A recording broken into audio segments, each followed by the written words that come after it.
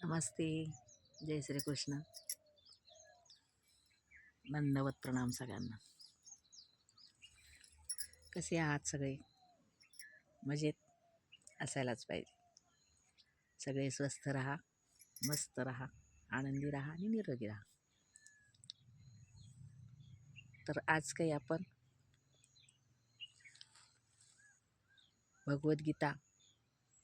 भगवद्गीतेचे एक श्लोक किंवा रामरक्षाचे श्लोक हे म्हणणार नाही आहोत. आज थोडंसं वेगळं काहीतरी मला बोलावं असं वाटलं, थोड्या गप्पा माराव्याशा वाटल्या, म्हणून हा व्हिडिओ बनवत आहे. आपण भगवद्गीता तर शिकत आहोत, रामरक्षाही शिकत आहोत. खूप सगळे भरभरून प्रेम करतात व्हिडिओवर, चॅनलवर. त्याच्याबद्दल सर्वांचे आभार मानते. पण आपण हे जे शिकत आहोत चॅनलवर, तर त्याचा आपल्याला कितपत फायदा होतोय हे कोणी कमेंटमध्ये सांगत नाही, कमेंटच करत नाही आहात. बरं, ते जाऊ द्या. नाही कमेंट करत नका करू, नाही लाईक करत नका करू. पण आपण हे शिकत आहोत, मग हे शिकत असताना आपल्याला हे कितपत समजलं हे तर मला कळायला पाहिजे ना. तेव्हा मी पुढचं शिकवू शकते किंवा शिकू शकते. तर आपल्याला ते कळण्यासाठी कमेंट करण्याची पण गरज आहे. प्लीज कमेंट करत जा. काय बिघडतं हो कमेंट केल्याने?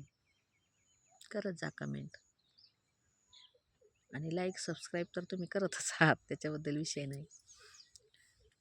तर विषय आजचा असा होता की आपण जी भगवद्गीता शिकत आहोत, ती भगवद्गीता आपण फक्त श्लोक असे शिकत आहोत. आज कुठंतरी मनाला असं वाटलं की नुसते श्लोक शिकण्यामध्ये पण कोणाला इंटरेस्ट नाही असं वाटतं. कारण आपल्या रामरक्षाचे जे व्हिडिओ असतात त्याच्यापेक्षा भगवद्गीतेच्या व्हिडिओला आपले व्ह्यूजसुद्धा कमी येतात आणि त्या व्हिडिओमार्फत सबस्क्रिप्शन पण आपल्याला मिळत नाही आहे. तर ही खंत आहे. मग त्याच्यामध्ये काही जर चुकत असेल तर त्याच्यासाठी तुम्ही कमेंट करा की भगवद्गीतेमध्ये याच्यापेक्षा वेगळं काहीतरी सांगा. तर त्याच्यासाठी पण तुम्ही कमेंट करू शकता ना. त्याशिवाय मला तरी कसं कळेल की काय करायचं आहे व्हिडिओमध्ये, काय करायचं आहे, काय शिकायचं आहे, मला सुद्धा ते कळणार नाही. त्याच्यासाठी कमेंट जरूर करत चला. तर आज मी थोडंसं वेगळं म्हणूनच मी बसली आहे आज व्हिडिओ बनवायला. तर आपण भगवद्गीतेचे श्लोक शिकत असताना आपण पहिल्या अध्यायापासून शिकत आलो. पहिला अध्याय बघितला आपण अर्जुन विषाद योग.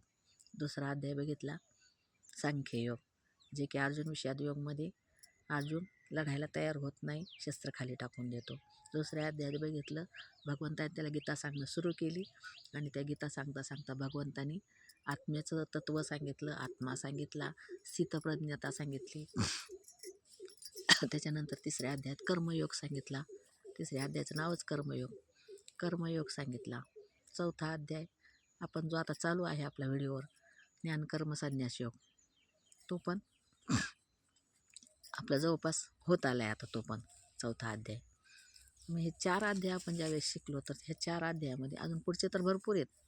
पुन्हा 5वा आहे कर्मसन्यास योग, 6वा आहे 6वा कोणता असेल बरं, 6वा आत्मसंयम, 7वा ज्ञानविज्ञान योग, 8वा अक्षरब्रह्म योग, 9वा राजविद्या राजगुह्य योग, 10वा विभूती योग, 11वा विश्वरूप दर्शन योग, 12वा भक्ती योग, 13वा क्षेत्रज्ञ विभाग योग, 14वा गुणत्रय विभाग योग, 15वा पुरुषोत्तम योग, की ज्याच्यामध्ये उत्तम पुरुषाची लक्षणं सांगितली आहेत, 16वा दैवासुर संपद विभाग योग, म्हणजे दैवी संपत्ती आणि आसुरी संपत्ती ही कशी असते याच्यावर तो 16वा अध्याय आहे.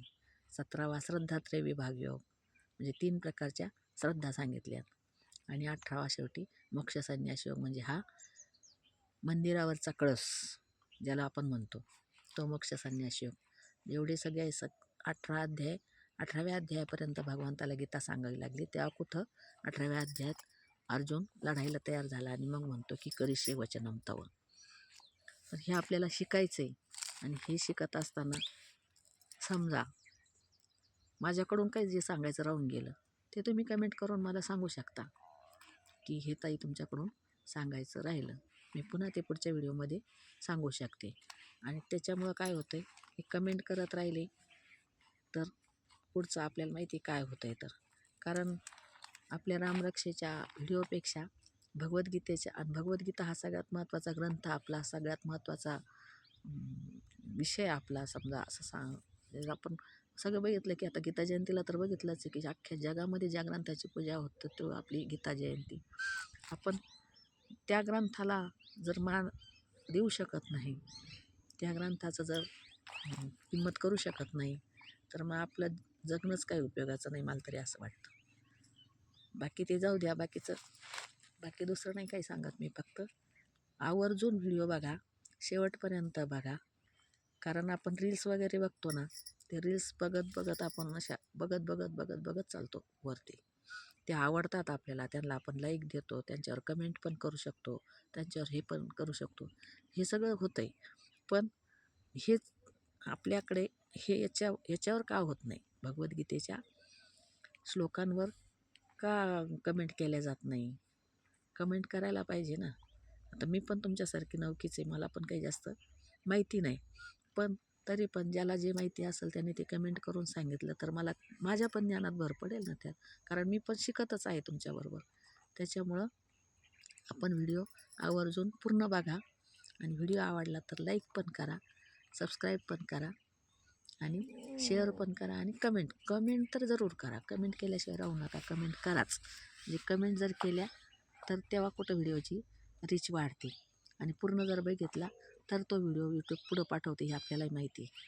आणि आपण रील्स जर पुढं पाठवू शकतो तर आपले गीतेचे, आपल्या धर्मग्रंथाचे विचार का नाही पुढं पाठवू शकत, ते व्हिडिओ का नाही पुढं पाठवू शकत यूट्यूबला? त्याच्यासाठी आपल्याला सगळ्यांना एकमेकांना सहकार्य करण्याची गरज आहे. आणि ते सहकार्य आपण कराल अशी मी आशा करते आणि थांबते इथेच. धन्यवाद. जय श्रीकृष्ण.